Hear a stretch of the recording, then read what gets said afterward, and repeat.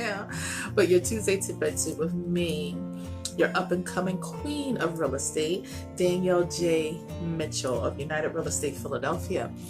So let's talk credit. So a lot of times, I get the question of, well, it's not always the question of, sometimes it's just, people just assume. So let's talk a little credit, right? So of course you need to have ideal credit, right? You need to have some sort of fair credit in order for you to purchase a home. But a lot of times, particularly new home buyers, or even current homeowners, aren't quite sure where their credit needs to be. So let's talk about that a little bit. So if we're talking for FHA, okay, which is the typical mortgage. Well, I won't say typical, but it is a mortgage where you're able to put, instead of putting a 5% down or even 10% down, sometimes 20% down with other what they call conventional loans, which we'll come back to that. But if you're just doing FHA, you're only putting 3.5% down. And so with that, you're looking at 580 credit score minimum. Now, of course, there are other factors when it comes to getting qualified, pre-approved or pre-qualified for a loan, but you're looking at 580. Okay. Now on the lower end, when you're at 580, you may not get the amount you want. It depends on what kind of home you're looking for and everything like that, but that's just the minimum. There are other varying factors, other variables, of course. If you're looking at a conventional loan, a lot of times they'll want you to be at 620, 630, in order to get a conventional loan, which is a lot more flexible than an FHA loan. FHA is a government based loan and everything, but it's great for home buyers who are looking to put less down, 3.5% down, and pretty much, are just trying to get you. Oh, with FHA, hello, how are you? Thank you for joining.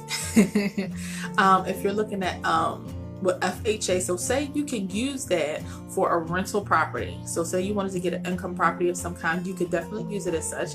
I do know people who use FHA, and with using that, you have to be in the property for at least a year. And then after that, you can, do whatever you choose, but at least a year. And I know people who use FHA, stay in the place for a year, and then move on to the next one, okay? Just so they can just keep their costs down as far as, being an investor or income property owner.